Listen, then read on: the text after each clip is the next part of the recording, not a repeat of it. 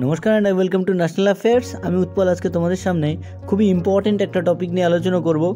তবে টপিকটাতে যাওয়ার আগে তোমাদের কাছে জিজ্ঞেস করব একটা কোশ্চেনটা হলো recently which of the following institute has made swine fever vaccine.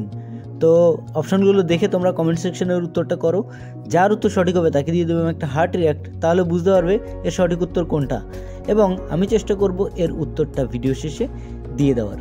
ঠিক আছে, তো আজকে যে আমাদের টপিক সে টপিকটা হচ্ছে ব্র্যান্ড ফাইন্যান্স 2024-এর রিপোর্ট।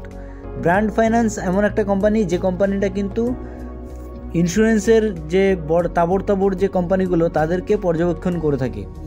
তো ব্র্যান্ড ফাইন্যান্স 2024-এর রিপোর্ট অনুযায়ী পৃথিবীর সবথেকে মজবুত ব্র্যান্ড ইন্স্যুরেন্স সেক্টরের ক্ষেত্রে সেটা হয়ে গেল কিন্তু এলআইসি। আমরা সবাই জানি ভারতীয় একটা ব্র্যান্ড। এলআইসি ফার্স্ট পজিশনে আছে, 6th পজিশনে কিন্তু আবার ইন্ডিয়ারই এসবিআই লাইফ। ঠিক আছে, তো এলআইসির যে টোটাল ব্র্যান্ড ভ্যালু সেটা কিন্তু $816 বিলিয়ন। এলআইসিকে রেগুলেট করে আইআরডিএ মানে হচ্ছে insurance regulatory and development authority of India.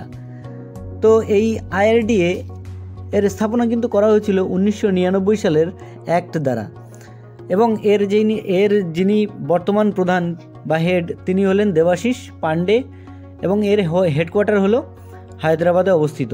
এখানে তোমরা লিস্টটা দেখতে পেলে যে কোন ব্র্যান্ড কত নম্বরে আছে। এখানে চায়নার ব্র্যান্ডও আছে, ইউএসের ব্র্যান্ডও কিন্তু আছে। তো যেমনটা আমি তোমাদের বললাম যে আইআরডিএ এর হেডকোয়ার্টার হায়দ্রাবাদে, এবং এর বর্তমান হেড কিন্তু দেবাশিস পান্ডে। তো এবার আমরা চলে আসবো আমাদের কোশ্চেনটা ছিল যে recently which of the following institute has made swine fever vaccine. তো এর সঠিক উত্তরটা হচ্ছে আইআইটি গুয়াহাটিতে এই আমরা সবাই জানি কিন্তু যে আসামে প্রচণ্ড পরিমাণে শুকরের থেকে এক ধরনের জ্বর এর উদ্ভব ঘটে। সেটাকে কম করার জন্যই আইআইটি গুয়াহাটি তৈরি করলো সোয়াইন ফিভার ভ্যাকসিন। তো এই ছিল আমাদের আজকের টপিক। আশা করছি তোমাদের বুঝতে কোনো অসুবিধা হয়নি। কারো যদি কোনো কনফিউশন থাকে তোমরা আমাকে কমেন্ট সেকশনের মাধ্যমে জানাতে পারো। তো সামনে কোনো একটা ইম্পর্টেন্ট টপিক নিয়ে এসে আমি আবার হাজির হব। সো আজকের মতো বাই।